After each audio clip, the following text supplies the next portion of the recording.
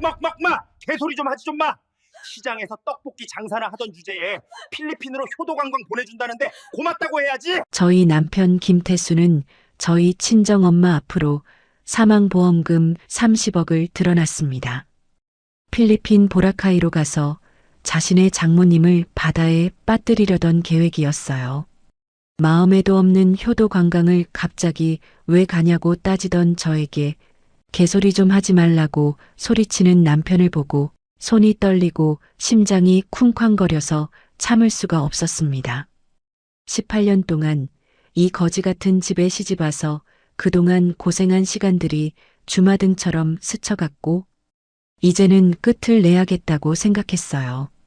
저는 서울시 광진구 자양동에 살고 있는 48세 한지연이라고 합니다. 지금부터 제가 실제로 겪은 그것이 알고 싶다에서나 나올 법한 충격적인 저의 인생 이야기를 들려드리려고 합니다. 사연 시작 전 구독 버튼을 꾹 눌러주세요. 여러분의 오늘 하루가 조금 더 행복한 하루가 되실 거예요. 저는 현재 동사무소에서 구급 공무원으로 일하고 있습니다. 화려하진 않지만 성실하게 살아온 평범한 사람이죠. 하지만 제 친정엄마는 평범하지 않으셨어요. 서울시 광진구 건국대학교 근처에 노른산 시장이라고 있는데 거기에서 오랫동안 떡볶이 노점상으로 길바닥 먼지를 40년 넘게 마시며 악착같이 저를 키우셨어요. 돈을 벌어도 정작 자신은 비싼 옷 한 벌, 좋은 신발 한 번 사시지 않고 검소하게 살아오셨고 그렇게 모은 돈을 은행에 넣어놓지 않고 재테크에 눈이 일찍 뜨이신 분이었죠. 한강벨트에 부동산 투자로 자수성가하신 500억대 자산가이시기도 합니다. 엄마는 평생 절약하며 떡볶이 장사로 번 돈을 한 푼 두 푼 모아 여의도와 마포 일대의 땅을 사두셨고 그 땅값이 천정부지로 치솟으면서 어마어마한 재력을 갖게 되셨답니다. 하지만 엄마는 그 사실을 철저히 숨기셨어요. 저조차도 얼마 전까지 몰랐을 정도로요.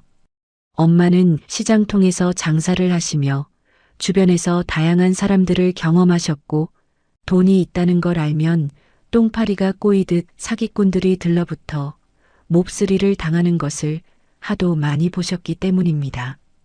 제가 결혼할 때도 평소 하시던 것처럼 가난한 척 하시며 사위의 사람됨됨이를 시험하셨습니다. 2024년 11월 그렇게 악착같이 살아온 저희 친정엄마의 장례식이 바로 오늘이었습니다. 저는 구이동 평화장례식장 1호실에서 엄마의 영정사진 앞에 서 있었습니다. 상복 소매 끝을 손으로 지니기며 눈물을 흘리고 있었죠. 18년 결혼 생활 동안 시댁 식구들에게 짐승처럼 부려먹히고 무시당하면서도 꾹꾹 참아왔던 제 인생이 주마등처럼 스쳐 지나가더라고요. 영정사진 속 엄마의 미소가 오늘따라 유난히 서글퍼 보여서 심장이 조여드는 통증을 느꼈습니다. 가슴 한가운데가 맷돌로 갈리는 것처럼 뻐근하고 답답했어요. 그런데 제가 엄마 앞에서 눈물을 흘리고 있을 그 순간 남편 김태수는 빈소구석 어두운 곳에서 조문객의 눈을 피해 휴대폰을 들여다보고 있었습니다. 화면에는 5억 원 입금 완료라는 문자 메시지가 떠 있었고요. 태수는 그 문자를 보며 입꼬리를 올리고 있었어요. 장모가 죽어서 30억 사망보험금을 탈 수 있다는 생각에 신이 난 거죠. 남편 김태수는 사채업자에게 저희 엄마 사망보험금을 담보로 미리 받아낸 선지급금 5억 원의 입금 문자를 확인하며 이제야 사람답게 살겠다는 표정으로 비열한 미소를 지었습니다. 저한테 다가와서는 지연아, 너무 슬퍼하지 마. 어머니도 이제 편히 쉬시잖아라며 제 어깨를 토닥였지만 그 손길이 얼마나 거짓인지 저는 너무나 잘 알고 있었어요. 바로 그때였습니다. 시어머니 박순자가 제 등 뒤로 다가오시더니 갑자기 제 등짝을 손바닥으로 탁 후려치셨어요. 저는 앞으로 휘청거리며 거의 넘어질 뻔했죠. 시어머니는 쩌렁쩌렁한 목소리로 말씀하셨습니다. 야, 한지연, 곡소리나 제대로 해. 조문객들이 뭐라고 생각하겠어. 우리 집안은 가문 대대로 장수하는 집안인데 떡볶이 장사하던 사돈이 들어와서 물을 흐리더니 결국 고기밥이 되어 우리 가문 체면을 다 깎아먹는구만. 정말이지 창피해 죽겠네. 시어머니의 목소리는 빈소 안가득 울려 퍼졌고 조문객 몇몇이 저희 쪽을 돌아보며 수군거렸어요.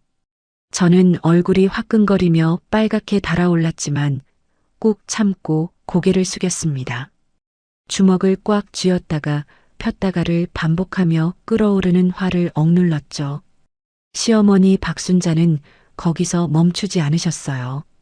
조문객들이 돌아간 뒤 제가 가져온 엄마의 낡은 앞치마를 보시더니 그걸 집어들고 코를 찡그리며 말씀하셨습니다.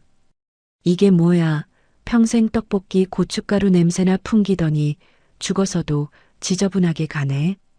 그리고는 그 앞치마를 바닥에 던지시더니 엄마의 영정사진 쪽을 향해 침을 탁 뱉으셨어요.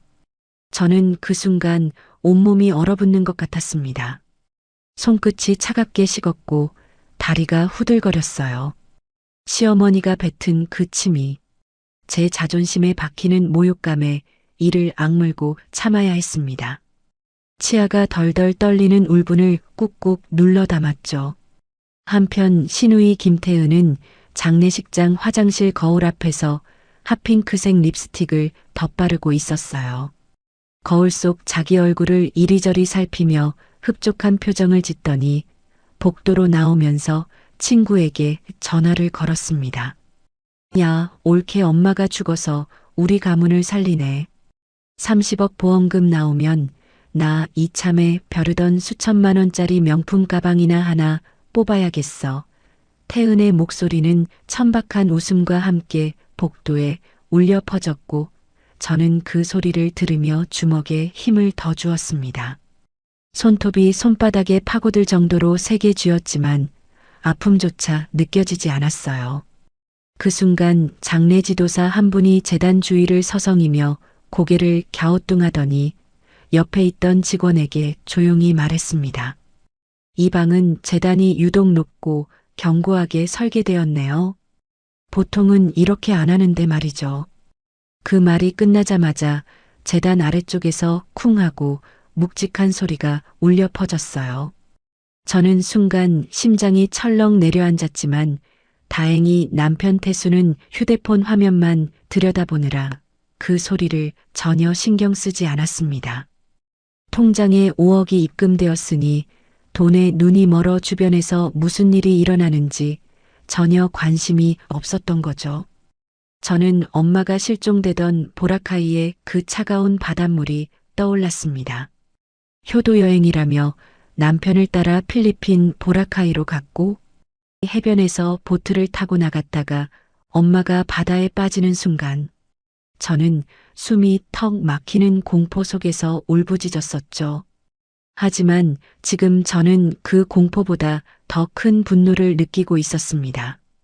자신을 18년 동안 식모보다 못한 존재로 여겼던 시댁 식구들의 망언을 하나하나 녹음기처럼 가슴에 새기며 복수를 다짐했어요.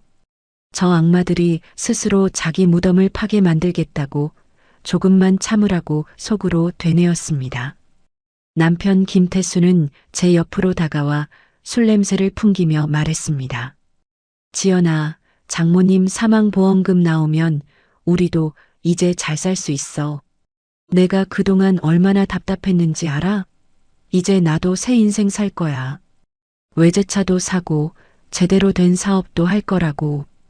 태수의 눈빛은 탐욕으로 번들거렸고 그 눈빛을 보는 순간 저는 이 사람과의 18년 결혼 생활이 얼마나 허무한 것이었는지 깨달았습니다.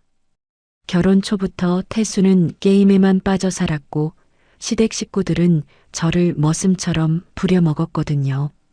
명절마다 혼자 제사 준비를 하고 시어머니 발을 씻겨드리고 청소에 빨래에 온갖 집안일을 도맡아 했지만 그들에게 저는 그저 공짜로 부릴 수 있는 식모일 뿐이었어요. 저는 차가운 장례식장 바닥에 무릎을 꿇고 앉아 머리를 쾅 소리가 나도록 바닥에 박았습니다. 이마가 차갑고 단단한 마루에 닿는 순간 저는 결심했어요. 엄마, 조금만 참으세요. 저 악마들이 스스로 무덤을 팔 때까지 제가 지켜보고 있을게요. 그리고 제가 직접 그들을 그 무덤 속에 집어넣겠습니다. 눈물이 뺨을 타고 흘러내렸지만 그 눈물은 슬픔보다는 분노와 결의로 가득 차 있었어요. 장례식장의 무거운 공기가 저를 짓누르는 바로 그 순간 빈소 입구에 한 남자가 나타났습니다. 상복 차림의 그 남자는 저와 짧은 눈맞춤을 나누었고 저는 그 찰나의 순간에 복수의 서막이 완벽하게 준비되었음을 직감했어요. 그는 변호사 박태준이었습니다. 그는 엄마가 고아원 시절부터 후원하고 학비까지 지원해줘서 출세한 검사 출신 변호사였어요. 태준 오빠는 조용히 고개를 끄덕이며 제게 신호를 보냈고 저는 입술을 깨물며 승리를 확신했습니다. 이제 곧 이 악마들의 숨통을 끊을 시간이 다가오고 있었어요. 그렇게 시간이 흐른 뒤 밝혀진 사건의 실체는 사실 3개월 전부터 시작되었던 거였습니다. 제가 그 사실을 알게 된 건 훨씬 나중이었지만 지금 돌이켜보면 모든 퍼즐 조각들이 하나하나 맞춰지더라고요. 남편 태수는 3개월 전쯤 다단계 조직에 빠져들었어요. 원래도 게임에 빠져 사는 백수나 다름없던 남편이었지만 그때부터는 밖에 나가는 횟수가 부쩍 늘었죠. 저는 남편이 드디어 정신 차리고 일이라도 구하나 싶어서 안심했었는데 알고 보니 그게 아니었어요. 태수는 그 다단계 조직에서 만난 어떤 전과자 출신의 지인에게서 충격적인 제안을 받았던 겁니다. 장모 이름으로 30억짜리 사망보험을 들고 사고사로 위장하면 인생 역전이 가능하다는 악마 같은 꾀임에 넘어간 거죠. 태준이 나중에 보여준 녹취록을 들어보니 그 다단계 조직 사람은 이렇게 말했더라고요. 형님, 장모님 연세가 70이 넘으셨다며? 솔직히 이제 얼마 못 사시잖아. 그냥 자연사 하시게 두면 한 푼도 못 받는데 미리 보험 들어놓고 해외에서 사고로 처리하면 30억이 떨어져. 필리핀 같은 데는 경찰도 대충 처리하고 시체 못 찾으면 그냥 실종 처리야. 완전 범죄지. 그 말을 듣고 태수는 눈이 뒤집혔던 거예요. 30억이라는 숫자가 머릿속을 가득 채우면서 장모를 죽이는 게 아무것도 아닌 일처럼 느껴졌던 거죠. 남편 김태수는 그날부터 계획을 짜기 시작했습니다. 먼저 엄마 명의로 30억짜리 사망보험에 가입했어요. 물론 엄마 몰래였죠. 엄마의 도장을 훔쳐서 인감증명서를 위조하고 보험 서류의 사인까지 위조했습니다. 보험사 직원에게는 장모님이 연세가 많으셔서 직접 못 오신다며 둘러댔고요. 그렇게 한 달 정도 보험료를 납부한 뒤 태수는 본격적으로 움직이기 시작했어요. 어느 날 저녁이었습니다. 태수가 갑자기 제게 말했어요. 지연아, 어머니 모시고 여행 한번 가자. 그동안 우리가 어머니한테 잘못한 것도 많고 효도 한번 제대로 해드리고 싶어. 보라카이 어때? 날씨도 좋고 경치도 예쁘잖아. 저는 그 말을 듣고 귀를 의심했어요. 18년 결혼 생활 동안 남편이 친정 엄마한테 관심을 가진 적이 단 한 번도 없었거든요. 오히려 시어머니 박순자와 함께 엄마를 떡볶이 장사꾼이라고 무시하고 깔보기만 했었는데 갑자기 효도 여행을 가자니 믿기지 않았죠. 하지만 저는 남편이 드디어 철이 들었나 싶어서 감동의 눈물을 흘렸습니다. 손등으로 눈물을 닦으며 고마워. 당신이 그렇게 말해주니까 정말 기쁘다고 말했어요. 하지만 바로 그 시각 우리 집 건너편 시어머니 댁에서는 시어머니 박순자와 시누이 김태은이 거실 소파에 앉아 명품 도록을 펼쳐놓고 히끅거리며 웃고 있었습니다. 시어머니가 말했어요. 노인네 하나 사라지면 30억이 우리 손에 들어오는 거야. 태은아, 너 그동안 갖고 싶었던 명품 가방들 다 사줄게. 엄마는 옷이랑 보석 좀 살 거고. 태은은 잡지를 넘기며 신이 나서 대답했죠. 엄마, 저 최고급 명품 가방은 꼭 살 거예요. 샤넬백은 무조건 하나 있어야 돼요. 올케 엄마가 죽어서 우리 식구들을 도와주네. 정말. 두 사람의 목소리는 천박한 웃음으로 가득했고 그 모습을 나중에 태준 오빠가 설치해둔 몰래 카메라로 보았을 때 저는 온몸에 소름이 돋았어요. 저는 그때 아무것도 몰랐습니다. 남편이 웬일로 사람 노릇을 하나 싶어서 기뻐하며 노른산 시장으로 엄마를 찾아갔어요. 엄마는 떡볶이 노점에서 손님들에게 떡볶이를 팔고 계셨죠. 엄마, 태수 오빠가 보라카이로 효도 여행 가자는데 어때요? 엄마는 앞치마로 손을 닦으며 웃으셨습니다. 그래, 딸이 좋다면 엄마도 좋지. 사위가 그렇게 말해주니 고맙구나. 엄마의 따뜻한 눈빛을 보면서 저는 정말 행복했어요. 우리 가족이 드디어 화목해지는구나 싶었거든요. 며칠 뒤 태수는 엄마가 계신 시장 노점으로 직접 찾아갔습니다. 저는 동행하지 않았고 나중에 태준이 보여준 영상을 통해 그날의 상황을 알게 되었어요. 태수는 뱀처럼 간사한 미소를 지으며 엄마의 손을 잡았습니다. 어머니, 그동안 18년이나 고생한 지연이 생각해서 제가 보라카이 효도 여행 한번 모시겠습니다. 어머니, 딸 잘 키우셨어요. 제가 딸 덕분에 잘 살고 있습니다. 태수의 목소리는 꿀처럼 달콤했지만 그 눈빛 속에는 탐욕과 사리가 숨어 있었어요. 하지만 저는 그때 제 직업이 가진 힘을 발휘하기 시작했습니다. 동사무소 구급 공무원으로 일하면서 익힌 행정 서류 대조 능력이 있었거든요. 남편이 효도 여행을 제안한 다음 날부터 저는 뭔가 이상하다는 느낌을 받았어요. 18년 동안 한 번도 친정에 관심 없던 남편이 갑자기 바뀔 리가 없잖아요. 그래서 남편의 서류 가방을 몰래 뒤져봤습니다. 거기서 발견한 건 엄마 명의로 된 30억짜리 사망보험 가입 증서였어요. 그 순간 제 심장이 쿵 하고 내려앉았습니다. 손이 떨려서 서류를 제대로 잡을 수가 없었어요. 저는 냉정을 되찾으려고 노력하며 서류를 자세히 살펴봤습니다. 인감증명서는 위조된 것이 확실했고 엄마의 서명도 필체가 달랐어요. 저는 그 서류들을 몰래 복사해서 제 책상 깊은 곳에 숨겨뒀습니다. 그리고 남편의 휴대폰을 몰래 확인했더니 사채업자들과 주고받은 문자 메시지가 가득했어요. 보험금 나오면 5억 먼저 주신다며? 그럼 차부터 한 대 뽑고 싶은데요. 태수는 보험금이 나오기도 전에 엄마 명의를 도용해서 사채업자들에게 5억 원을 미리 빌려 쓴 거였습니다. 저는 그날 밤 잠을 한숨도 못 잤어요. 남편이 친정 엄마를 죽이려 한다는 사실을 알게 되었는데 믿고 싶지 않았거든요. 하지만 증거는 명확했습니다. 저는 다음 날 아침 일찍 엄마가 후원하셨던 태준 오빠에게 연락했어요.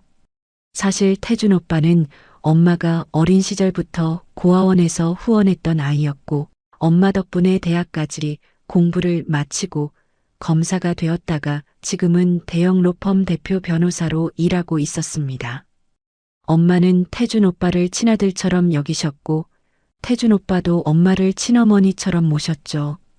태준 오빠, 급한 일이 생겼어요. 남편이 엄마를 죽이려고 해요. 전화기 너머로 들리는 제 목소리는 떨리고 있었지만 태준은 차분하게 대답했습니다. 지연아, 진정하고 자세히 말해봐. 무슨 일이야? 저는 발견한 서류와 문자 메시지들을 모두 설명했어요. 태준은 잠시 침묵하더니 단호하게 말했습니다. 알겠어, 지연아. 내가 처리할게. 어머니를 반드시 지킬 거야. 그리고 그 쓰레기 같은 놈들을 법의 이름으로 박살낼 거니까 걱정하지 마. 하지만 여행은 이미 예약된 상태였고 취소하면 엄마도 실망할 것 같고 남편도 의심할 게 뻔했습니다. 그래서 태준 오빠와 저는 계획을 세웠어요. 엄마를 몰래 만나서 상황을 설명하고 보라카이에서 태수의 범행 현장을 증거로 확보한 뒤 엄마를 안전하게 구출하기로 했죠. 엄마도 이 충격적인 남편의 계획을 처음에는 믿지 못하셨지만 제가 보여드린 서류를 보시고는 얼굴이 창백해지셨어요. 그래도 엄마는 침착하게 말씀하셨습니다. 지연아, 엄마가 미끼가 되어줄게. 저놈들의 본색을 확실히 드러나게 해야 네가 앞으로 안전해질 수 있을 것 같아. 증거를 확실하게 잡고 평생 감옥에 썩게 해야 내가 안심할 수 있을 것 같다고 하셨습니다. 2024년 어느 날 우리는 인천공항에서 보라카이행 비행기에 올랐습니다. 태수와 시어머니 순자 그리고 엄마와 저 4명이었어요. 시누이 태은은 한국에 남아서 보험금이 들어오는 대로 명품 쇼핑을 하겠다고 했죠. 비행기 안에서 순자는 엄마를 힐끗거리며 비웃었습니다. 사돈, 비행기 타는 게 처음이지요? 출세했네, 출세했어. 시장통에서 떡볶이 장사만 하다가 죽는 줄 알았는데 말이야. 엄마는 아무 말씀 없이 창밖을 바라보셨지만 저는 엄마의 주먹이 꽉 쥐어진 것을 봤어요. 재산이 500억 원을 넘게 가지고 계신 어머니는 속으로 비웃고 있었습니다. 내가 시집을 잘못 보내서 이런 일을 겪게 되는구나라고 오히려 그 순간 본인을 자책하셨어요. 어떻게든 내가 바로 잡아야겠다고 다짐을 하시고 사위가 자신을 죽이려고 하는 무서운 여행을 선택하셨습니다. 필리핀 보라카이에 도착한 다음 날 아침, 태수는 보트 투어를 제안했습니다. 어머니, 오늘 날씨 좋은데 보트 타고 바다 구경 가시죠. 경치 정말 예쁘대요. 저는 태수의 눈빛을 보는 순간 온몸에 소름이 돋았어요. 저 눈빛은 사람을 죽이려는 자의 눈빛이었거든요. 심장 박동이 귀를 울리는 소리가 들렸고 제 손은 차갑게 식어갔습니다. 하지만 저는 아무렇지 않은 척 웃으며 대답했어요. 좋아요, 당신. 엄마, 우리 같이 가요. 보트 위에서 태수는 계속 최적의 장소를 물색하고 있었습니다. 눈을 이리저리 굴리며 주변을 살폈고 사람이 별로 없는 깊은 바다 쪽으로 보트를 몰았어요. 저는 모든 순간들을 미리 준비한 여행용 액션 카메라로 동영상을 찍으며 카메라 렌즈 너머로 남편의 일그러진 표정을 봤습니다. 그 순간 저는 인간에 대한 마지막 기대를 완전히 접었어요. 저 사람은 더 이상 제 남편이 아니라 돈에 눈이 먼 악마였습니다. 그리고 바로 그때였습니다. 남편 태수가 갑자기 엄마의 등을 강하게 밀쳤어요. 둔탁한 마찰음과 함께 엄마가 물속으로 철퍼덕하고 사라졌습니다. 어머니, 저는 비명을 지르며 난간으로 달려갔지만 태수가 제 팔을 붙잡으며 소리쳤어요. 지연아, 위험해. 어머니가 실수로 넘어지셨어. 내가 구하러 갈게. 하지만 태수는 물에 뛰어들지 않았습니다. 그저 보트를 천천히 돌리며 엄마를 찾는 척만 했을 뿐이에요. 제가 뛰어들려고 하자 저를 붙들고 너까지 죽고 싶냐며 물속으로 뛰어들려는 저를 붙잡았습니다. 저는 울부짖으며 바다를 바라봤습니다. 엄마, 엄마. 하지만 푸른 바다는 아무 대답도 하지 않았어요. 태수는 연기를 하듯 절규했습니다. 어머니, 제발 나타나세요. 이게 무슨 일이야? 남편 태수의 눈에서는 비열한 악어의 눈물이 흘러내렸지만 저는 그 눈물이 거짓인 걸 알고 있었어요. 이 모든 범죄 과정은 액션캠에 잡혔고 태준 오빠가 미리 준비한 잠수부들을 통해서 저희 엄마를 구했다는 걸 저는 알고 있었습니다. 저는 마치 진짜로 엄마를 바닷속에서 잃은 사람처럼 행동했고 우리는 현지 경찰서로 갔습니다. 하지만 현지 경찰은 태수의 뇌물 공작 때문인지 단순 실족 사고라며 수사를 제대로 하지 않았어요. 시체를 찾지 못하면 72시간 후 실종 처리한다고만 했죠. 저는 경찰서 의자에 앉아 밤새 오열했습니다. 눈물이 멈추지 않았고 가슴이 찢어지는 것 같았어요. 하지만 그 눈물 속에는 이런 악마 같은 남편을 만나서 엄마의 목숨을 위험하게 했다는 사실에 눈물이 났고 모든 증거를 수집해서 저 인간들을 반드시 지옥 끝까지 보내겠다는 복수의 칼날을 준비하고 있었습니다. 하지만 이야기는 거기서 멈추지 않았습니다. 남편 태수가 보트를 돌려 도망치던 바로 그 순간 태준 오빠가 미리 배치해둔 베테랑 잠수부 팀이 물밑에서 은밀하게 움직이고 있었던 겁니다. 엄마가 물에 빠지신 지 채 30초도 되지 않아 3명이 잠수부가 멀어지는 태수를 본 후에 엄마를 발견하고 잠수해서 산소호흡기로 숨을 쉴 수 있게 해주었고 남편이 시야에서 사라진 후에는 안전하게 물 밖으로 끌어올렸어요. 엄마는 의식은 있었지만 물을 많이 마신 상태였고 잠수부들은 엄마를 전용 앰뷸런스가 대기 중인 한적한 해변으로 조용히 옮겼습니다. 모든 게 치밀하게 계획된 작전이었던 거죠. 저는 그때 현지 경찰서 딱딱한 의자에 앉아 눈물을 흘리고 있었습니다. 태수는 제 옆에서 연기하듯 한숨을 쉬며 지연아, 어머니가 정말 돌아가신 것 같아. 우리 어떡하지라고 말했지만 그의 눈빛에는 안도감이 스쳐 지나가는 게 보였어요. 제 주먹은 무릎 위에서 부들부들 떨리고 있었지만 저는 꾹 참았습니다. 조금만 더 참아야 한다고, 조금만 더 견뎌야 한다고 속으로 되뇌었죠. 그때 제 휴대폰이 울렸습니다. 낯선 번호였지만 저는 본능적으로 받았어요. 지연아, 나야. 태준 오빠의 목소리였습니다. 밖으로 나와.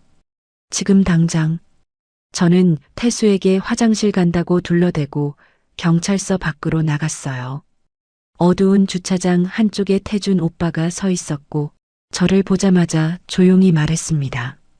어머니는 다행히 무사하게 잘 구출했고 지금 안전한 곳에 계셔. 그 말을 듣는 순간 제 다리에 힘이 풀렸어요. 주저앉을 뻔한 저를 태준 오빠가 붙잡아 주었죠. 저는 목이 메어 말이 나오지 않았습니다.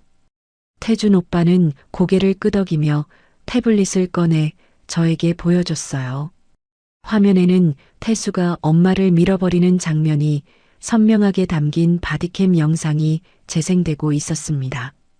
저는 그 영상을 보며 온몸이 부들부들 떨렸어요. 분노와 안도감이 동시에 밀려왔거든요. 나 때문에 엄마가 미끼가 되어서 죽을 수도 있었다는 사실에 너무나 가슴이 아팠습니다. 태준 오빠가 말했습니다. 지연아, 이제부터 계획대로 움직여야 해. 어머니의 장례식을 치러. 그리고 그날 저 인간 쓰레기 같은 놈들에게 평생 잊지 못할 지옥을 선물해 줄 거야. 저는 고개를 끄덕이며 눈물을 닦았어요. 네, 오빠. 제가 할게요. 저놈들이 스스로 무덤을 파게 만들 거예요. 그날 밤 저는 태준 오빠가 마련해준 비밀 안가로 엄마를 만나러 갔습니다. 엄마는 침대에 누워 계셨지만 의식은 또렷하셨어요. 제 손을 잡으시며 말씀하셨죠. 지연아, 엄마는 괜찮아. 저놈들한테 당할 엄마가 아니야. 엄마가 이렇게까지 하지 않았으면 인생을 살면서 언제 어떻게 당했을지 몰라. 증거가 있어야 저 인간들을 합법적으로 감옥에 집어넣을 수 있어. 이제 저 악마들의 숨통을 끊어줄 시간이 왔으니까 너무 걱정하지 마. 다음 날 저희는 한국으로 돌아왔습니다. 태수는 비행기 안에서도 휴대폰만 들여다보며 보험금 입금 일정을 확인하고 있었어요. 시어머니는 제 옆에 앉아 지연아, 이제 너는 우리 집 식모나 다름없으니까 각오 단단히 해라. 어머니 없으니 너 하나로 모든 집안일 다 해야 한다고 말했습니다. 저는 고개를 숙이고 네, 어머니라고 대답했지만 속으로는 당신들이 곧 무릎 꿇을 날이 얼마 남지 않았다고 되뇌이고 있었어요. 인천공항에 도착하자마자 저는 동사무소 동료에게 부탁해서 구이동 평화 장례식장을 예약했습니다. 그리고 장례식장 지점장을 따로 만났어요. 사실 그 지점장은 태준 오빠가 소개해준 사람이었고 특별한 부탁을 들어줄 수 있는 분이었죠. 지점장님, 제가 부탁이 하나 있습니다. 영정사진이 놓일 재단 아래에 성인 한 명이 충분히 머물 수 있는 비밀 공간을 만들어 주실 수 있나요? 지점장은 잠시 망설이더니 고개를 끄덕였습니다. 태준 변호사님께 부탁받은 일이라면 해드리죠. 재단을 특수 설계해서 아래쪽에 환기구와 모니터만 최소한으로 갖춘 임시 대기 공간을 만들겠습니다. 그렇게 모든 준비가 착착 진행되는 동안 남편 태수는 한국에 도착하자마자 보험사로 달려갔어요. 보험사 직원 앞에서 눈물을 짜내며 말했죠. 장모님이 제 눈앞에서 바다에 빠지셨어요. 제가 구하려고 했지만 물살이 너무 세서 못 구했습니다. 너무 죄송하고 장모님이 보고 싶어서 밤마다 울고 있습니다. 30억 보험금 빨리 처리해 주시면 안 될까요? 하지만 보험사 직원은 차가운 표정으로 대답했습니다. 고객님, 해외 사망 사고는 정밀 조사가 필요합니다. 지급까지 시간이 좀 걸릴 것 같습니다. 태수는 보험사에서 나오며 짜증을 냈지만 곧 보험금이 나올 거라고 자신했어요. 보험금을 담보로 이미 사채업자들에게 5억 원을 빌린 상태였고 그 돈으로 검은색 외제차를 계약까지 해둔 상태였거든요. 한편 신우이 태은은 스크린 골프장에서 친구들을 만나 떠들고 있었습니다. 야, 우리 올케 엄마가 30억 사망보험 들고 죽은 덕에 내가 곧 떼돈을 벌게 생겼어.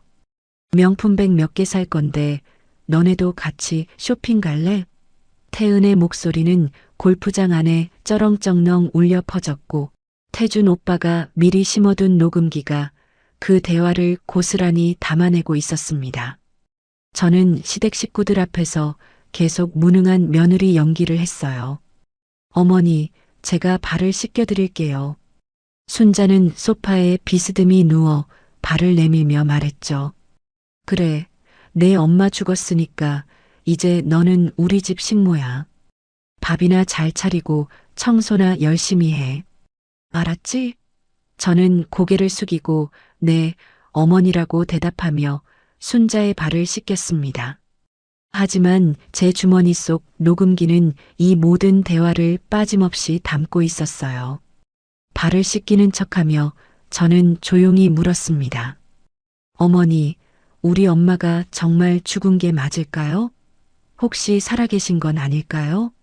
시어머니는 제 머리를 손으로 탁 치며 소리쳤어요. 귀신 씨나라 까먹는 소리 말고 발이나 잘 닦아.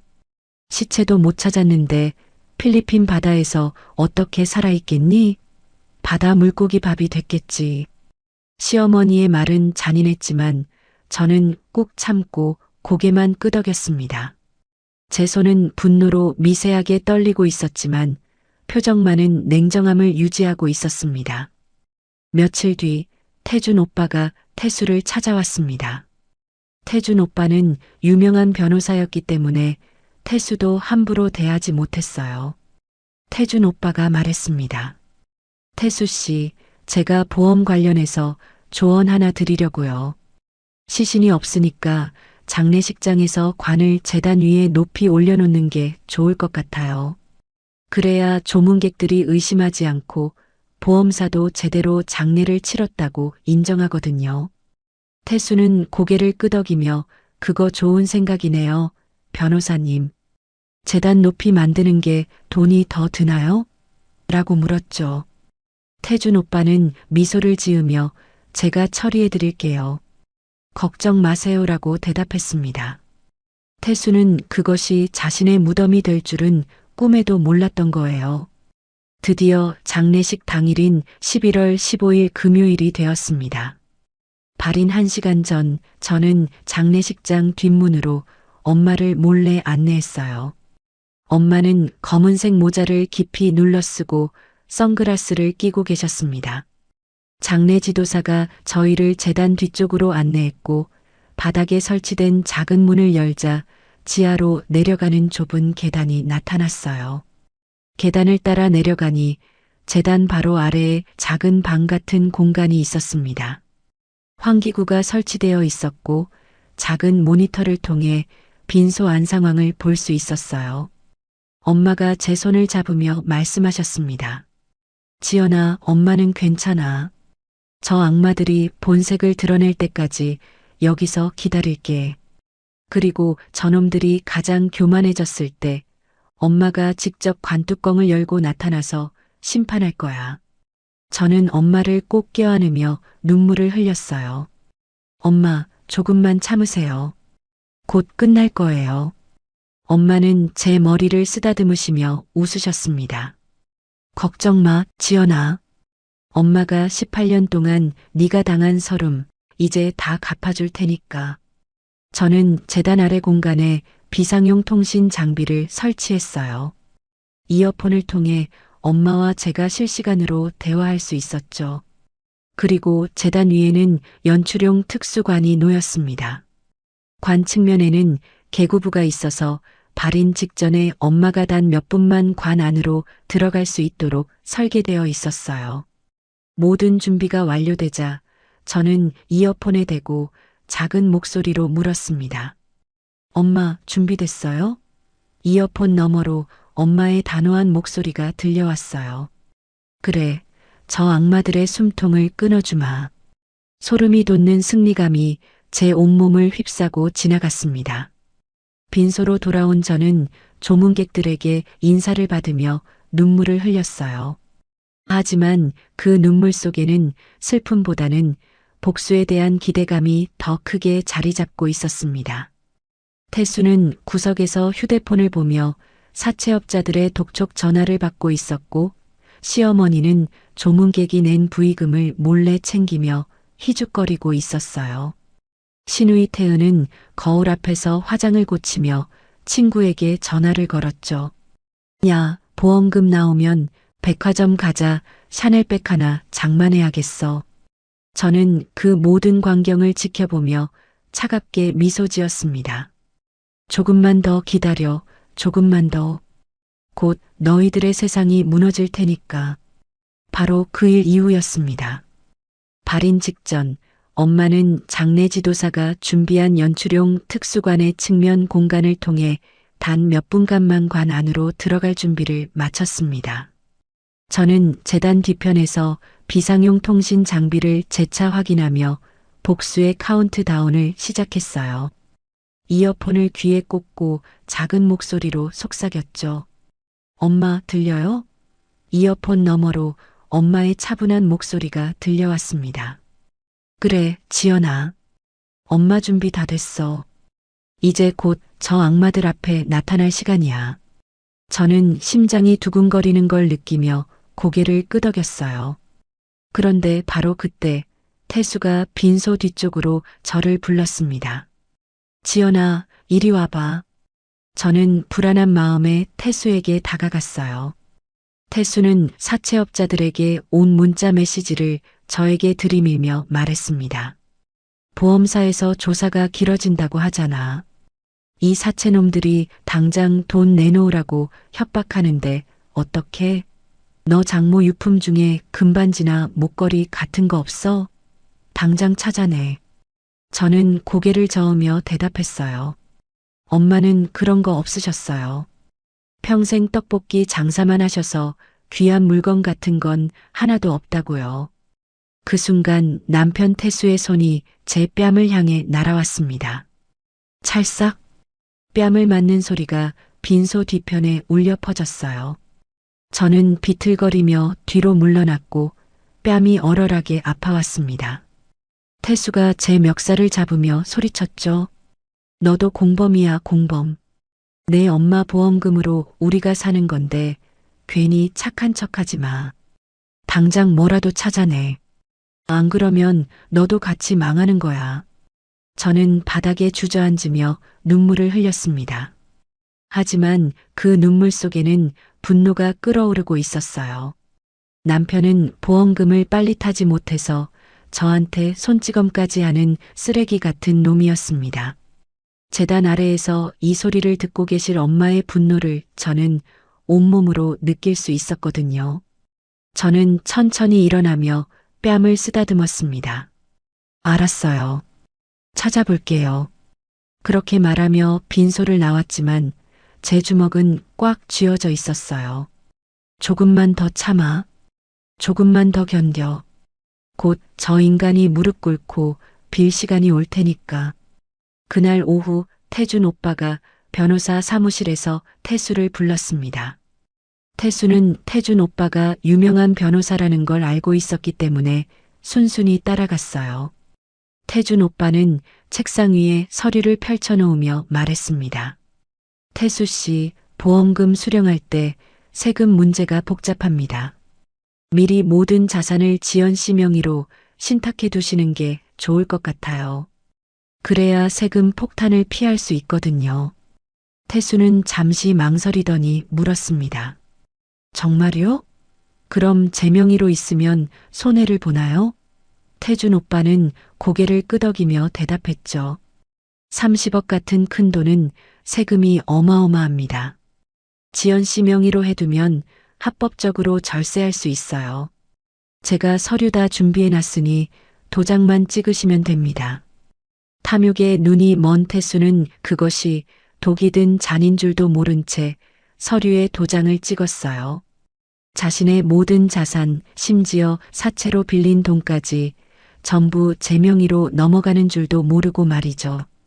태준 오빠는 서류를 챙기며 차가운 미소를 지었습니다. 한편 빈소에서는 시어머니가 조문객이 낸 부의금을 몰래 챙기고 있었습니다. 조문객들이 빈소를 나간 틈을 타서 부의금 봉투를 자기 핸드백에 쑤셔 넣는 거예요. 제가 그 모습을 보고 어머니, 그건 엄마 영전에 올리는 거예요 라고 말하자 순자는 오히려 눈을 부라리며 소리쳤습니다. 야, 한지연. 내 아들이 내 엄마 장례비 다 됐어. 이 정도는 정신적 피해 보상이야. 네가 뭔데 나한테 이래라 저래라 해? 순자의 목소리는 쩌렁쩌렁했고 저는 입술을 깨물며 차가운 분노를 느꼈습니다. 태은은 장례식장에서도 자신의 명품 가방을 친구들에게 자랑하고 있었어요.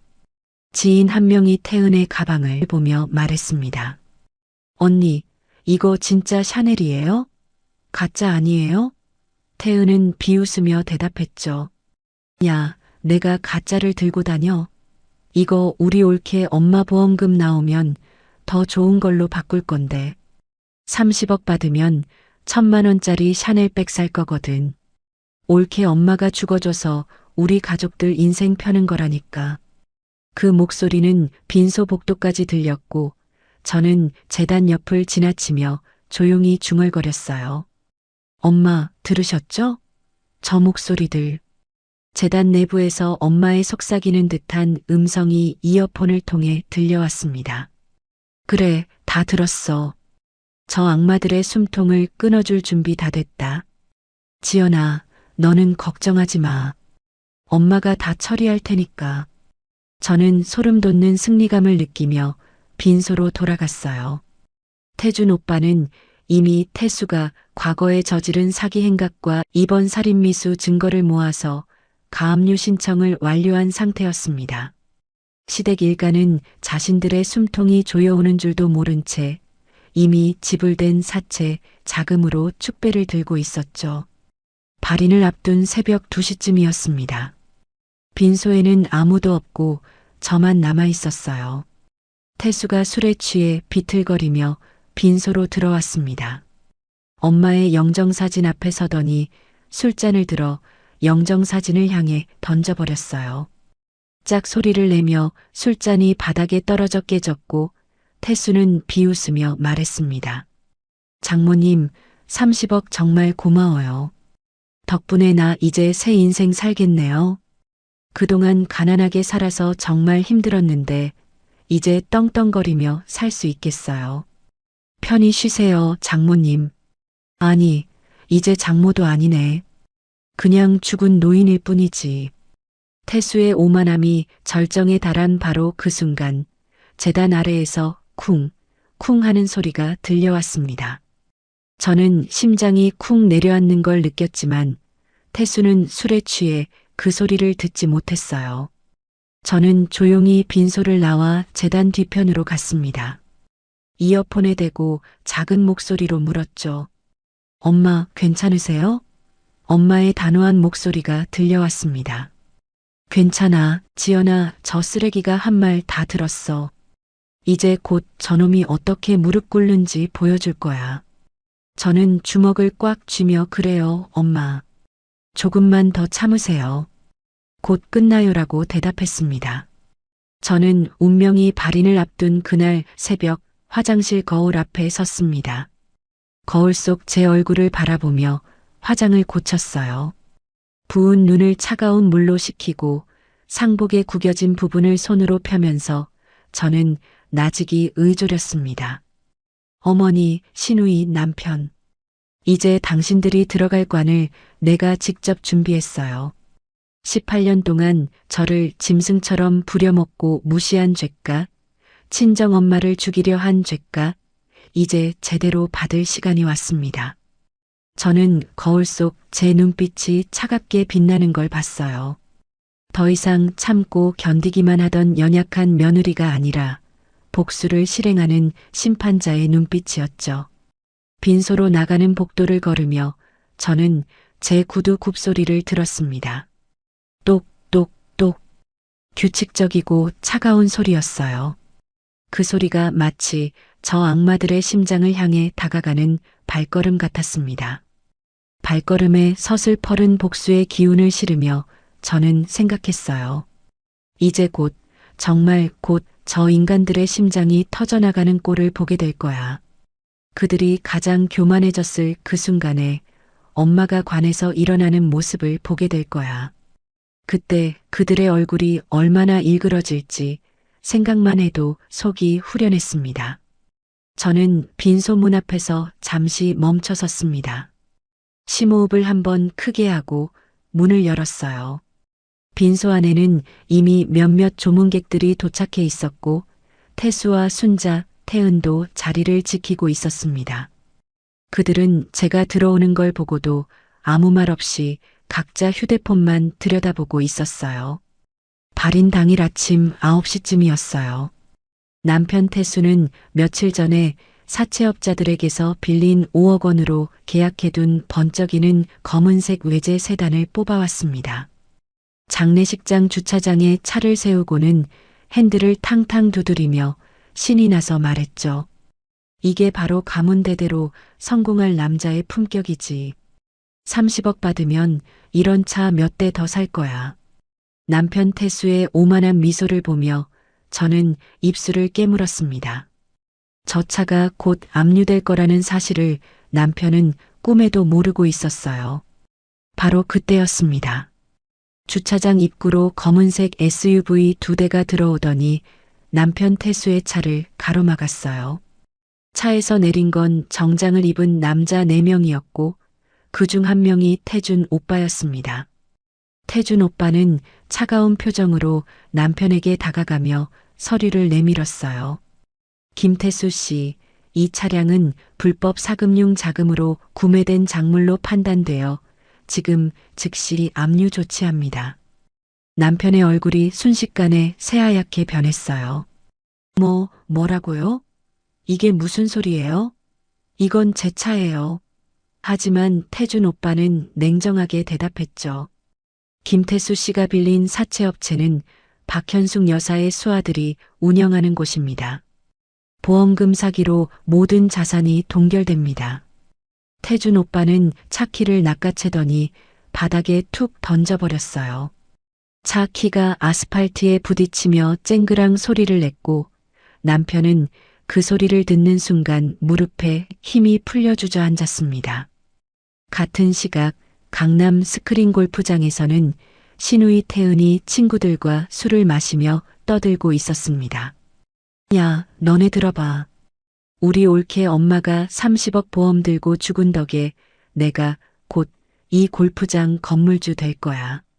보험금 받으면 회원권 몇 개 사서 너네한테도 하나씩 줄게. 신우이의 허세 섞인 목소리는 골프장 안가득 울려 퍼졌어요. 하지만 바로 그때 골프장 건물 관리인이 다가와 빨간 봉투를 신우이에게 건넸습니다. 김태은 씨 건물주로부터 퇴거 명령서 전달합니다. 오늘 즉시 나가주셔야 합니다. 신우이는 봉투를 뜯어보며 비웃었어요. 뭐야, 이거 장난해? 나 곧 30억 상속받을 사람이야. 하지만 관리인은 고개를 저으며 말했습니다. 이 건물 주인은 한지연 씨가 대표로 있는 법인입니다.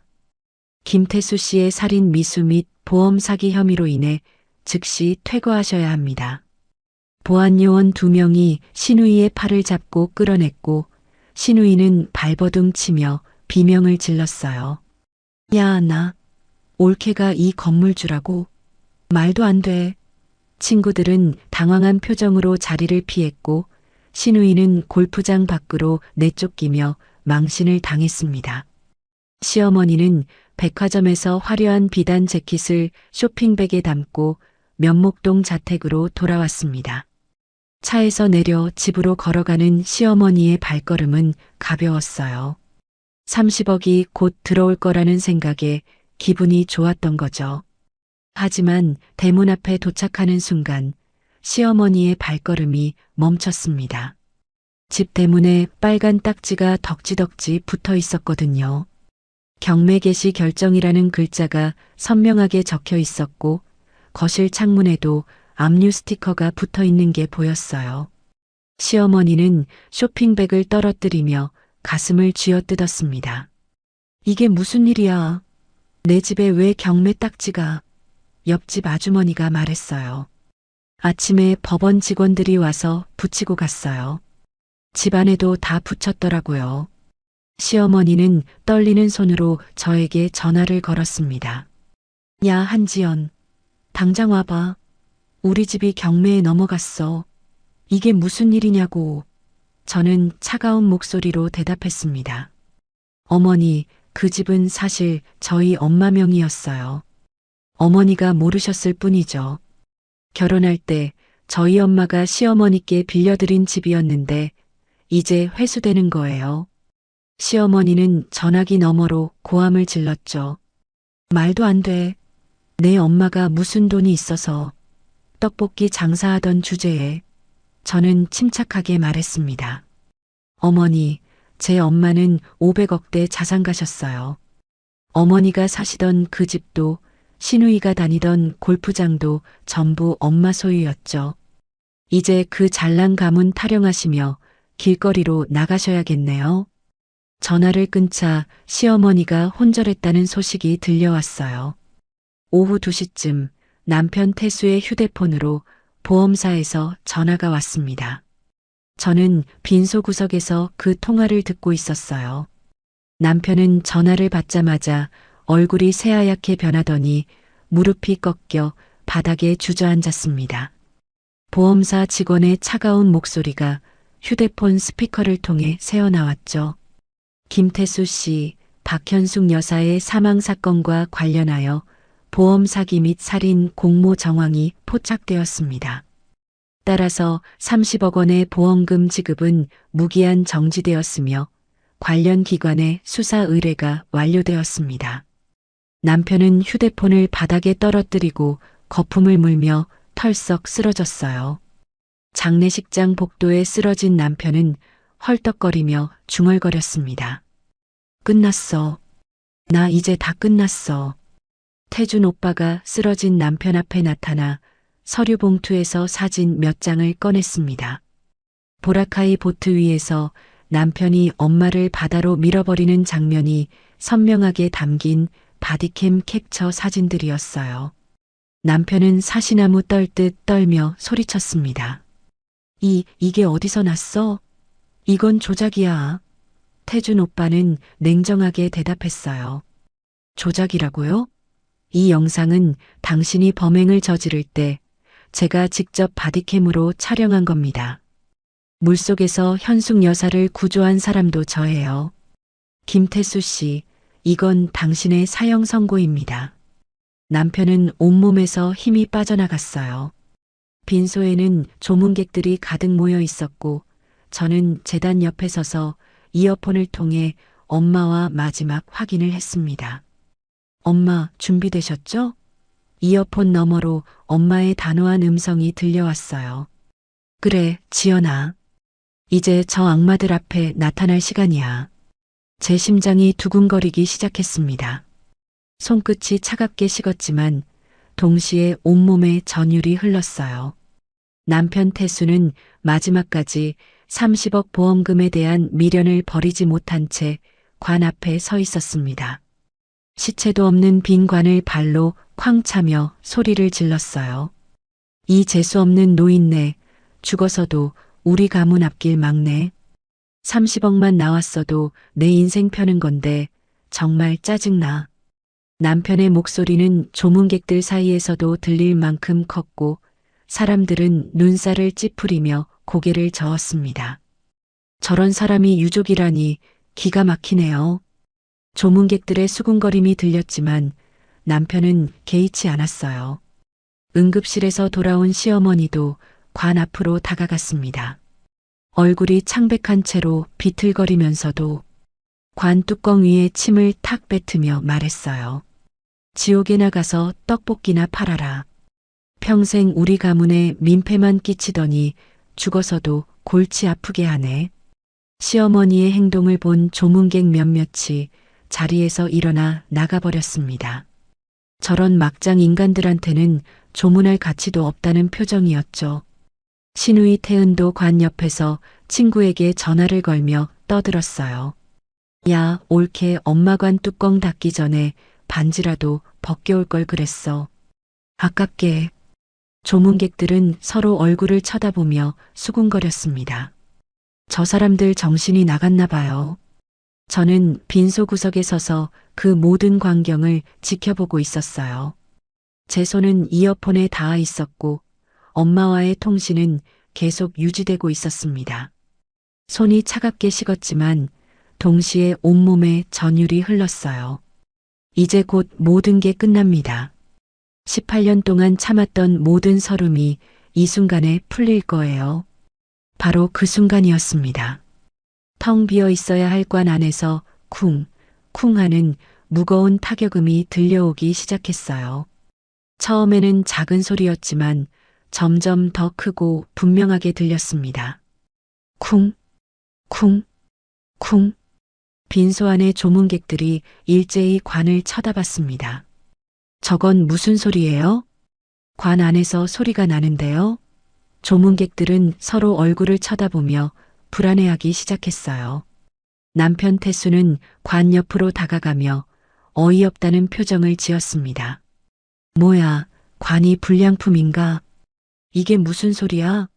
남편이 관 옆에 서서 귀를 기울이는 순간 관 뚜껑이 더욱 크게 흔들렸습니다. 관 뚜껑이 바스락 소리를 내며 서서히 움직이기 시작했습니다. 뚜껑이 안쪽에서 밀려 올라오는 것처럼 천천히 열리더니 수의를 입은 엄마가 눈을 부릅뜨고 상체를 일으켜 세웠어요. 엄마의 얼굴은 창백했지만 눈빛만큼은 살아있는 사람 그 자체였습니다.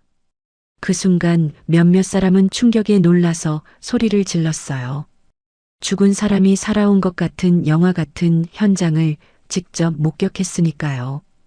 그 순간 빈소 안이 순식간에 정적에 휩싸였어요. 조문객들은 숨소리조차 내지 못한 채 얼어붙었고 시간이 멈춘 것 같은 느낌이었습니다. 공포에 떨며 비명을 지르는 사람들의 그 소리가 빈소 안에 울려 퍼지자 더 많은 사람들이 소리를 냈습니다. 남편 태수는 그 광경을 보는 순간 입이 떡 벌어졌습니다. 얼굴이 새하얗게 변하더니 으악, 귀신이다. 라며 비명을 질렀어요.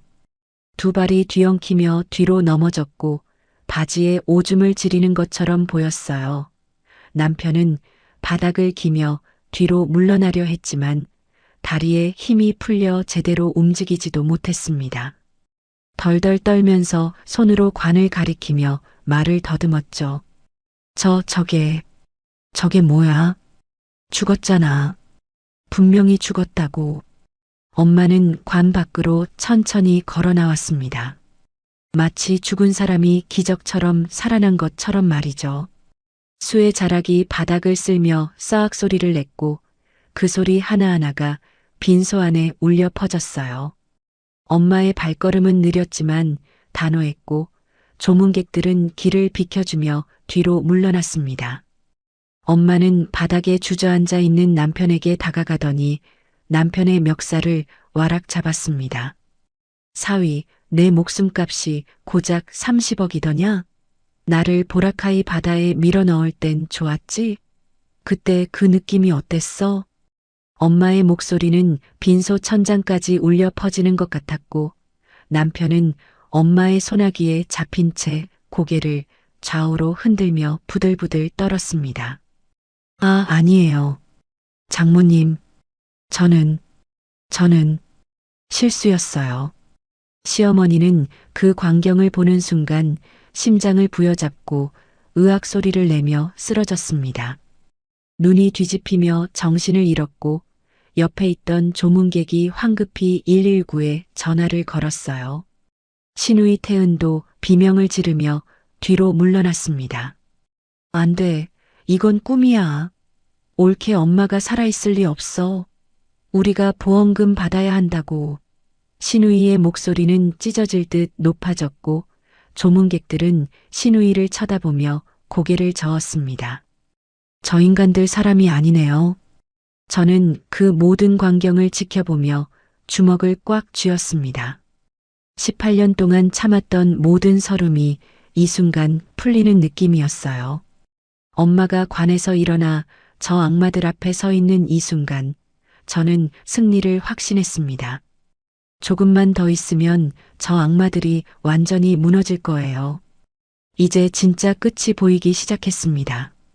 제 입가에 미소가 번졌고 그 미소는 차갑지만 동시에 해방감으로 가득했습니다. 엄마는 빈소 중앙에 당당하게 서서 조문객들을 돌아보며 말씀하셨습니다. 여러분, 제가 박현숙입니다. 저는 노른산 시장에서 떡볶이 장사를 하며 평생을 살아왔지만 사실은 한강변 부동산 투자로 500억대 자산을 일군 사람입니다.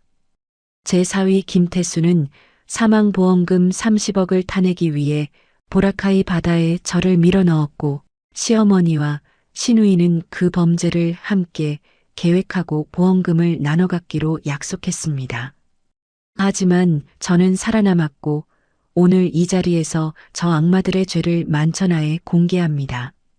엄마의 목소리는 흔들림 없이 또렷했고 빈소는 숙연한 정적에 휩싸였습니다. 바로 그때 빈소에 모인 조문객들이 일제히 휴대폰을 들어 올렸습니다. 사실 조문객들 대부분은 태준 오빠가 미리 섭외해둔 사람들이었어요. 카메라가 켜지며 실시간 생중계가 시작되었고 500억 자산가 장모 살인미수 사건이라는 제목으로 이 모든 장면이 인터넷에 순식간에 퍼져나갔습니다. 생중계 시청자 수가 실시간으로 올라갔어요. 100명, 500명, 1000명, 5000명, 1만 명. 댓글창은 순식간에 폭발했습니다. 진짜 영화보다 더 영화 같네요. 저런 사위가 있다니 믿을 수가 없어요. 박현숙 여사님 정말 대단하시다.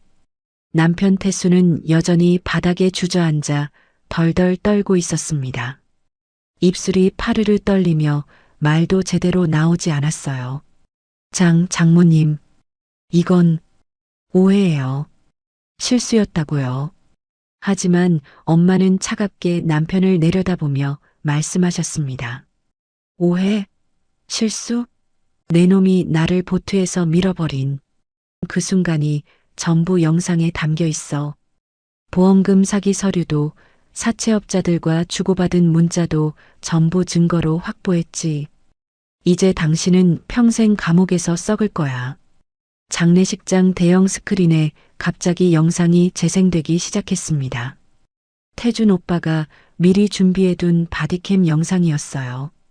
필리핀 보라카이의 아름답고 푸른 바다, 보트 위에 선 엄마와 남편의 모습이 선명하게 나타났습니다. 남편이 주변을 두리번거리며 사람이 없는지 확인하는 장면, 그리고 엄마의 등을 강하게 밀어서 바다에 빠뜨리는 그 결정적인 순간이 고화질로 스크린 가득 펼쳐졌어요. 엄마가 물에 빠지는 장면, 남편이 보트를 돌려 도망가는 모습까지 모든 게 무한 반복으로 재생되었습니다. 조문객들은 스크린을 보며 경악했어요. 저런 짓을 장모한테 했다고? 사람이 어떻게 저럴 수가 있어? 조문객들이 남편을 향해 침을 뱉기 시작했습니다. 짐승만도 못한 놈, 사람 탈을 쓴 짐승이네. 시어머니 순자는 119 구급대원들이 응급처치를 하는 중에 정신을 차렸습니다. 눈을 뜨자마자 엄마를 보고 또다시 비명을 질렀어요. 으악, 저게 뭐야? 사돈이 살아있어. 어떻게 된 거야? 시어머니는 바닥을 기며 뒤로 물러나려 했지만 구급대원들이 시어머니를 붙잡았습니다. 할머니, 진정하세요. 지금 혈압이 너무 높아서 위험합니다. 하지만 시어머니는 구급대원의 손을 뿌리치며 계속 소리를 질렀어요. 저 귀신 같은 것 좀 치워. 죽은 사람이 어떻게 살아있어. 시누이 태은은 빈소 구석으로 도망쳐 벽에 등을 기댄 채 떨고 있었습니다. 휴대폰을 꺼내 누군가에게 전화를 걸려고 했지만 손이 너무 떨려서 휴대폰을 제대로 잡지도 못했어요. 휴대폰이 바닥에 떨어지며 액정이 깨졌고 시누이는 그 자리에 주저앉아 머리를 감싸쥐었습니다. 이건 꿈이야. 꿈일 거야. 옳게 엄마가 살아있을 리 없어. 시누이는 계속 중얼거리며 현실을 부정했지만 눈앞의 광경은 분명한 현실이었어요. 바로 그 순간 장례식장 입구로 경찰 6명이 들어왔습니다. 경찰들은 빈소 안의 상황을 보고도 전혀 놀라지 않았어요. 이미 태준 오빠로부터 모든 상황을 보고받은 상태였거든요. 경찰 중 한 명이 앞으로 나서며 말했습니다. 김태수, 박순자, 김태은, 살인 미수 및 보험 사기 공모 혐의로 긴급 체포합니다. 차가운 쇠로 만들어진 수갑이 남편의 손목에 채워지는 순간 찰칵 소리가 빈소에 울려 퍼졌습니다. 남편은 수갑을 차고도 발악했어요. 지연아, 너도 공범으로 만들겠어. 너도 알고 있었잖아. 같이 감옥 가는 거야. 저는 남편을 차갑게 내려다보며 말했습니다. 당신이 발로 찬 그 관이 바로 당신 무덤이에요. 저는 아무것도 모르는 피해자일 뿐이에요. 당신이 제 엄마를 죽이려 한 사실을 모르고 있었죠. 그리고 엄마가 살아계신다는 것도 발인식 직전에야 알았어요. 모든 증거는 태준 변호사님이 확보하셨고요. 제 목소리는 얼음장처럼 차갑게 빈소에 울려 퍼졌고 남편은 제 서슬퍼른 눈빛을 보는 순간 말문이 막혔습니다. 경찰이 남편을 일으켜 세우며 밖으로 끌고 나갔어요. 시어머니 순자도 구급대원들의 손에서 벗어나려 발버둥 쳤지만 경찰이 다가와 수갑을 채웠습니다. 시어머니는 울부짖으며 저에게 손을 뻗었어요. 지연아, 살려줘. 나는 내 시어머니야. 우리가 한 가족 아니냐? 저는 고개를 돌려 시어머니의 손을 외면했습니다. 어머니, 18년 동안 저를 짐승처럼 대하셨잖아요. 발 씻겨드리고 청소하고 빨래하고 온갖 집안일 다 시키면서 단 한 번도 고맙다는 말씀 안 하셨어요. 오히려 떡볶이 집딸이라고 무시만 하셨죠. 이제 대가를 치르세요. 저는 더 이상 어머니의 며느리가 아니에요. 제 말에 시어머니는 고개를 떨구며 눈물을 흘렸지만 저는 그 눈물에 더 이상 흔들리지 않았습니다. 신우이 태은에게도 수갑이 채워졌습니다. 신우이는 경찰에게 끌려가며 비명을 질렀어요. 나는 아무것도 몰랐어. 오빠가 다 한 거라고. 나는 그냥 보험금 받기만 하려 했어. 하지만 경찰은 김태은 씨도 보험금 배분을 약속받고 범죄를 묵인했으니 공모죄가 성립합니다라며 차갑게 대답했습니다. 신우이는 끌려가면서도 계속 소리를 질렀어요. 내 명품 가방들 수천만 원 어치인데 돌려줘. 하지만 아무도 신우이의 말에 귀 기울이지 않았습니다. 저 악마들이 경찰차로 끌려가는 순간 장례식장 입구로 정장을 입은 남자 6명이 들어왔습니다. 사채업자들이었어요. 사실 엄마의 수아들이었지만 저 악마들은 끝까지 그 사실을 몰랐죠. 사채업자 대표가 남편을 향해 말했습니다. 김태수 씨, 5억 원 언제 갚을 건가요? 이제 보험금도 안 나오는데 말이죠. 남편은 수갑을 찬 손을 들어 올리며 소리쳤어요. 지금 이 꼴인데 무슨 돈을 갚아? 당신들도 사기꾼이야. 하지만 사채업자는 비웃으며 대답했습니다. 저희는 합법적으로 대출해드렸어요. 박현숙 여사님의 허락하에 말이죠. 당신 어머니 명의로 된 집은 이미 경매 넘어갔고 남은 자산도 전부 압류했으니 감옥에서 빈 생각이나 하세요. 그때 또 다른 남자 3명이 장례식장으로 들어왔습니다. 남편이 다니던 다단계 조직의 상위 회원들이었어요. 그중 한 명이 남편을 보며 말했습니다. 김태수 씨, 보험금 사기 실패했다며? 우리한테 소개비로 받기로 한 3억 원은 어떻게 할 건가? 남편은 경찰에게 끌려가면서도 소리쳤어요. 형님들, 이건 다 조직이 날 배신해서 그래. 내가 피해자라고. 하지만 다단계 조직원은 냉정하게 대답했죠. 3일 안에 안 갚으면 당신도 우리처럼 경찰에 신고할 거야. 보험금 사기 공모자로 말이야. 남편의 얼굴이 더욱 창백해졌습니다. 엄마는 다시 빈소 중앙에 서서 말씀하셨습니다.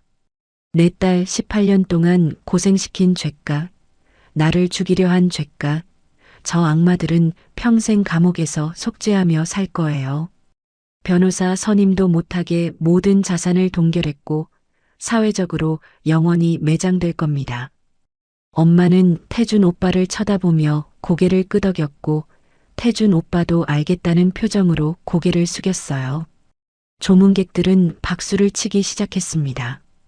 박현숙 여사님 정말 대단하십니다. 악한 사람들을 제대로 벌하셨네요. 박수 소리가 빈소 가득 울려 퍼졌고 저는 그제야 엄마에게 달려가 꼭 껴안았습니다. 엄마, 정말로 끝났어요.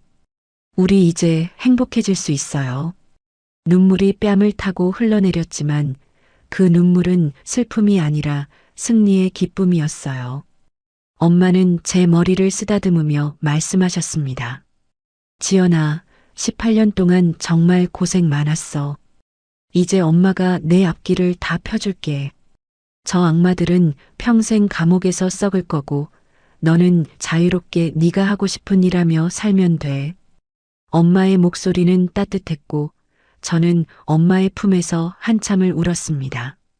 18년 동안 참았던 모든 서름이 눈물로 쏟아져 나왔어요. 태준 오빠가 저희 옆으로 다가와 말했습니다.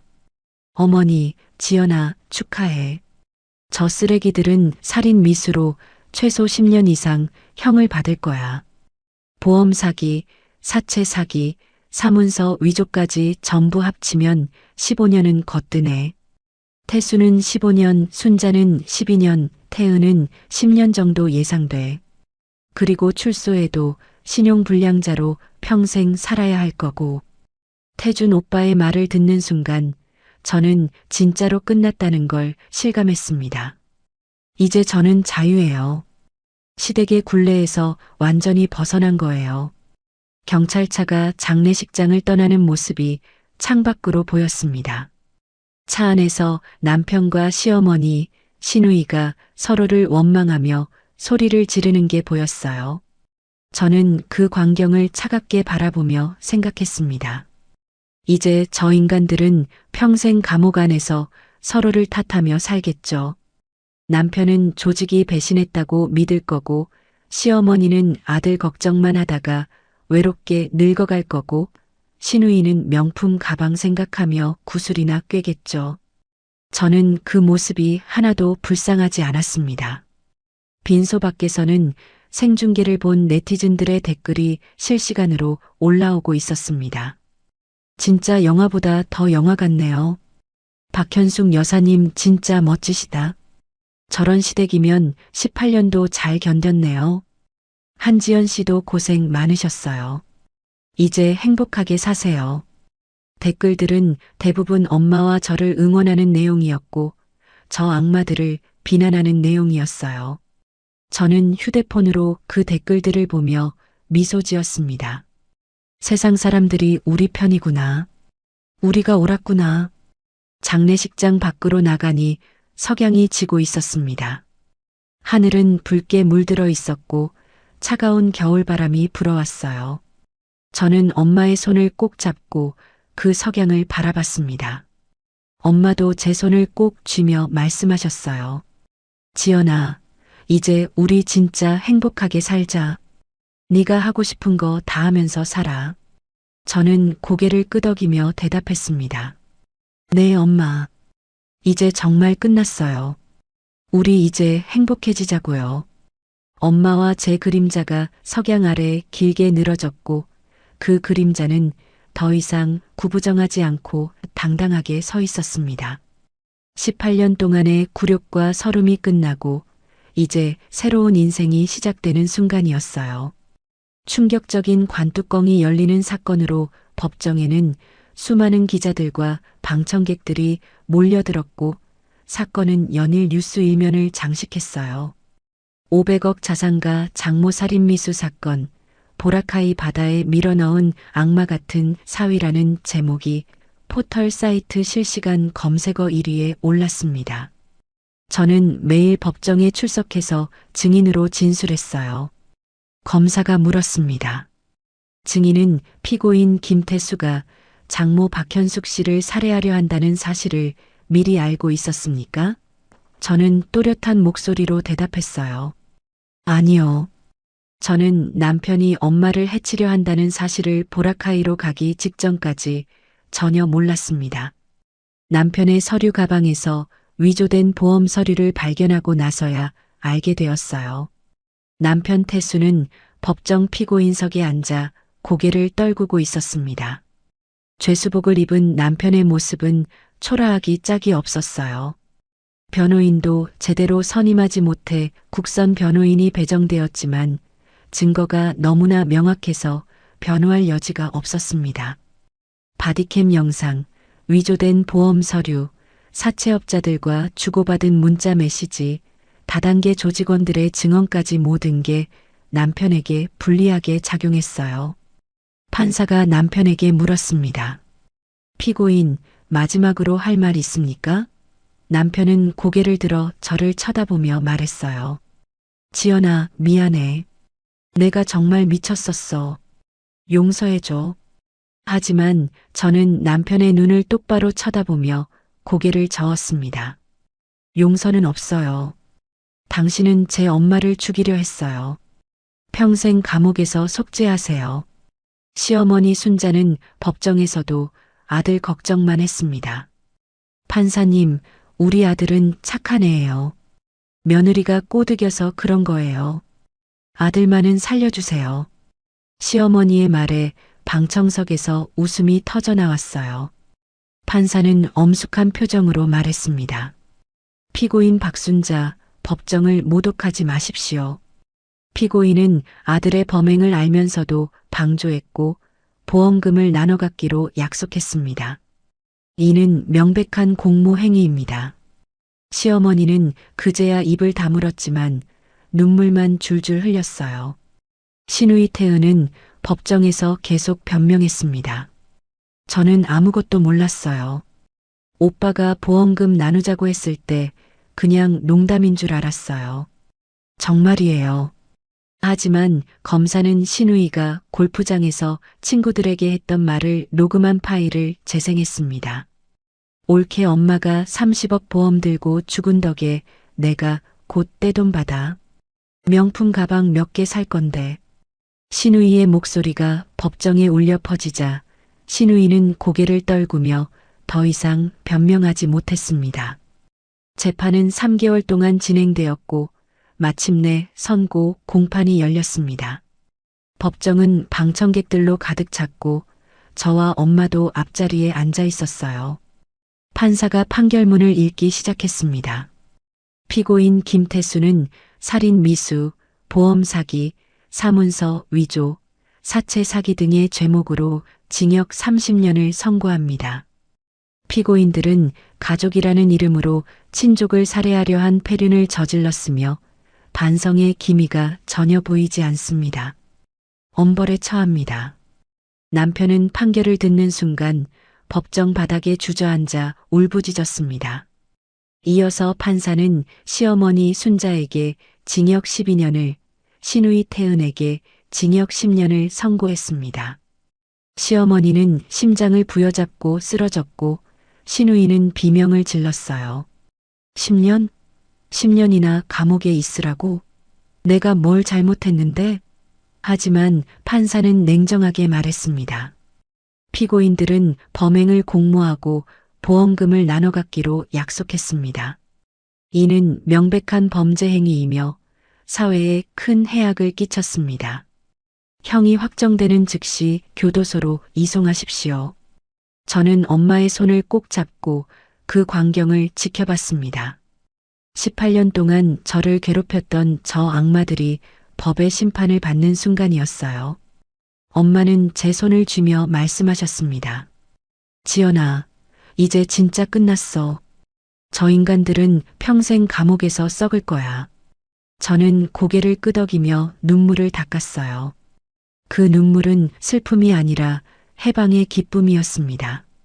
교도소로 이송된 남편 태수는 남자 교도소의 독방에 갇혔습니다. 좁디 좁은 공간, 딱딱한 침대, 차가운 벽. 남편은 매일 밤 악몽에 시달렸어요. 보라카이 바다에 잠기던 엄마의 눈빛이 떠올랐고 30억이라는 숫자가 남편의 목을 조르는 밧줄이 되어 악몽 속에서 남편을 괴롭혔습니다. 남편은 독방 구석에서 무릎을 끌어안고 중얼거렸어요. 30억만 있었으면 나 잘 살 수 있었는데 다 조직 놈들이 날 배신해서. 남편은 끝까지 자신의 죄를 인정하지 않았고 모든 책임을 남에게 돌렸습니다. 며칠 후 교도관이 남편의 독방 문을 두드렸습니다. 김태수 면회 왔어. 나가. 남편은 기대에 찬 얼굴로 면회실로 갔어요. 하지만 면회실에 앉아있던 건 다단계 조직원들이었습니다. 김태수 씨, 3억 원 언제 갚을 건가? 우리도 기다리는데 한계가 있어. 남편은 면회실 유리창에 이마를 박으며 울부짖었어요. 돈 없어.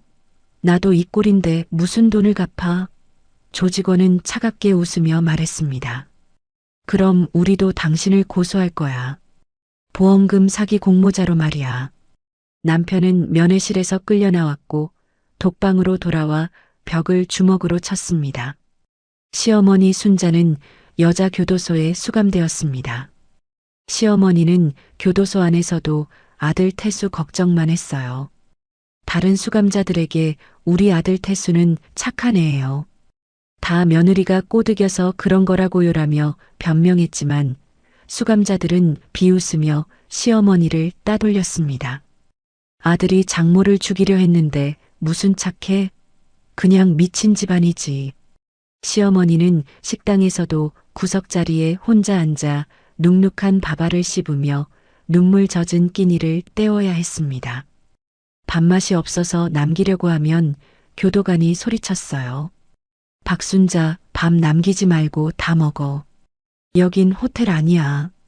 시어머니는 울면서 눅눅한 밥을 억지로 삼켰습니다. 명절이 다가오자 시어머니는 독방에 혼자 앉아 생각했습니다. 내 아들 태수는 지금 어떻게 지내고 있을까? 밥은 잘 먹고 있을까? 시어머니는 허락된 시간에 안부 전화를 했지만 남편 태수는 받지 않았다고 해요. 태준 오빠가 저에게 전화를 걸어 말했습니다. 지연아, 태수가 교도소에서 어렵게 허락받은 어머니한테 온 전화도 안 받고 전부 어머니 탓이라고 하더라. 그 집이 장모 명의인 줄 알았어야 했다면서. 저는 그 말을 듣고 한숨을 쉬었어요. 끝까지 서로를 원망하는 저 인간들. 신우이 태은은 강제 노역장에서 하루 종일 구슬을 꿰는 작업을 해야 했습니다. 투박하고 굳은 살 박인 손으로 작은 구슬을 실에 꿰며 신우이는 실성한 듯 중얼거렸어요. 내 명품 가방들 수천만 원짜리였는데 돌려줘. 옆에서 작업하던 수감자가 비웃으며 말했죠. 가방은 무슨 가방, 여기서는 죄수복이나 입고 살아야지. 명품? 그런 거 10년 뒤에나 생각해봐. 신우이는 밤마다 명품 백화점을 돌아다니던 자신의 모습을 꿈꾸며 울었지만 아침이 되면 차가운 교도소 바닥 위에서 눈을 뜨는 현실이 반복되었습니다. 한편 저는 교도소 면회 신청을 여러 번 받았습니다. 남편 태수, 시어머니 순자, 신우이 태은 모두 저에게 면회를 신청했어요. 하지만 저는 단 한 번도 면회를 가지 않았습니다. 태준 오빠가 물었어요. 지연아, 한 번쯤은 가봐도 되지 않을까? 그래도 18년을 함께 산 사이인데. 저는 고개를 저으며 대답했습니다. 아니요, 오빠. 저는 절대 안 가요. 저 사람들이 저한테 했던 짓을 생각하면 얼굴도 보기 싫어요. 면회 신청이 올 때마다 저는 거절 도장을 찍었습니다. 남편 태수는 면회실에서 다시 다단계 조직원들을 만났습니다. 이번에는 경고가 아니라 통보였어요. 김태수 씨, 우리도 참을 만큼 참았어. 이제 당신을 경찰에 고소할 거야. 보험금 사기 공모자로 말이야. 형기 끝나면 추가로 재판받을 준비해. 남편은 유리창을 주먹으로 쳤지만 조직원들은 냉정하게 자리에서 일어나 나갔습니다. 남편은 독방으로 돌아와 이불을 뒤집어 쓰고 울었어요. 15년도 모자라서 출소하면 또 재판이라니. 내 인생 완전히 끝났어. 시어머니는 교도소 복도에서 다른 수감자들에게 따돌림을 당했습니다. 장모를 죽이려 한 페류나의 엄마라는 소문이 퍼진 거예요. 수감자들은 시어머니를 보면 고개를 돌렸고 식당에서도 같이 앉지 않으려 했습니다. 시어머니는 혼자 밥을 먹으며 생각했어요. 며느리 지연이한테 잘해줄걸. 그랬으면 이런 일은 없었을 텐데. 하지만 후회는 너무 늦었습니다. 시어머니는 독방에서 아들을 원망했어요. 다 내 탓이야, 태수야. 네가 악마 같은 짓을 해서 엄마까지 이 꼴이 됐잖아. 신우이는 노역장에서 구슬을 꿰다가 손을 베었습니다. 피가 났지만 교도관은 차갑게 말했어요. 김태은, 응급처치하고 다시 작업해. 여긴 휴식 시간 없어. 신우이는 붕대를 감고 다시 구슬을 꿰며 울었습니다. 내가 뭘 잘못했다고. 그냥 오빠가 보험금 나누자고 해서 좋다고 했을 뿐인데. 하지만 아무도 신우이의 변명을 들어주지 않았어요. 신우이는 밤에 독방에서 오빠를 원망했습니다. 다 오빠 탓이야. 오빠가 날 끌어들여서 이렇게 됐잖아. 저는 태준 오빠를 통해 교도소에 있는 인간들 소식을 가끔 들었습니다. 김태수, 박순자, 김태은은 서로를 원망하고 아직도 뉘우치고 있는 것 같지 않다고요. 저는 그 소식을 전해 들으며 씁쓸하게 웃었어요. 저 인간들은 끝까지 서로를 탓하며 살겠죠. 자신의 죄는 인정하지 않고요. 태준 오빠가 말했습니다. 지연아, 저 사람들 출소해도 신용불량자로 평생 살아야 해. 집도 없고 재산도 없고 일자리도 구하기 힘들 거야. 완전히 밑바닥 인생이지. 저는 고개를 끄덕이며 대답했어요. 자업자득이죠. 제 엄마를 죽이려 했으니 당연히 대가를 치러야죠. 저는 더 이상 저 악마들에게 신경 쓰지 않기로 했습니다. 이제 제 인생은 제가 주인이니까요. 그 후 몇 달이 지났습니다. 계절은 어느덧 봄을 지나 여름으로 접어들고 있었어요. 저는 매일 아침 펜트하우스 발코니에서 한강을 바라보며 커피를 마셨습니다. 창밖으로 보이는 풍경은 매일 같았지만 제 마음은 매일 새로웠어요. 더 이상 시댁 눈치를 볼 필요도 없고 명절마다 혼자 제사 준비를 할 필요도 없었습니다. 이제 제 시간은 온전히 제 것이었어요. 엄마와 저는 그동안 하고 싶었던 일들을 하나씩 시작했습니다. 먼저 여행을 떠났어요. 엄마가 말씀하셨습니다. 지연아, 바다는 이제 보기 싫구나. 보라카이 생각만 나서 말이야. 유럽은 어떠니? 저도 고개를 끄덕였어요. 좋아요, 엄마. 프랑스 파리도 가보고 영국 런던도 가봐요. 우리는 인천공항에서 비즈니스 클래스 좌석에 앉아 파리로 날아갔습니다. 넓고 편안한 좌석에서 샴페인을 마시며 기내식을 즐기는 시간이 정말 행복했어요. 18년 동안 시댁 식모처럼 살았던 제가 이제는 비즈니스 클래스를 타고 유럽 여행을 가다니 믿기지 않았습니다. 파리에 도착해서는 샹젤리제 거리 근처의 5성급 호텔에 머물렀어요. 호텔 객실 창문으로 에펠탑이 보였고 밤이 되면 에펠탑에 불이 들어와 반짝이는 모습이 환상적이었습니다. 엄마와 저는 에펠탑 전망대에 올라가 파리 시내를 내려다봤어요. 엄마가 제 손을 잡으며 말씀하셨습니다. 지연아, 엄마가 평생 떡볶이 장사만 하면서 이런 데 와볼 줄 몰랐네. 내 덕분이야. 저는 엄마를 꼭 안으며 말했어요. 엄마 덕분이에요. 엄마가 저를 지켜주셔서 제가 이렇게 행복할 수 있는 거예요. 일주일 후 우리는 유로스타를 타고 영국 런던으로 갔습니다. 런던 시내의 고급 호텔에 짐을 풀고 빅벤과 타워 브리지를 구경했어요. 그리고 가장 기대했던 일정이 있었습니다. 바로 손흥민 선수의 축구 경기를 보는 거였어요. 저는 예전부터 손흥민 선수를 좋아했지만 남편 태수는 축구에 관심이 없어서 한 번도 경기장에 가본 적이 없었거든요. 이번에는 엄마와 함께 토트넘 홈 경기를 보러 갔습니다.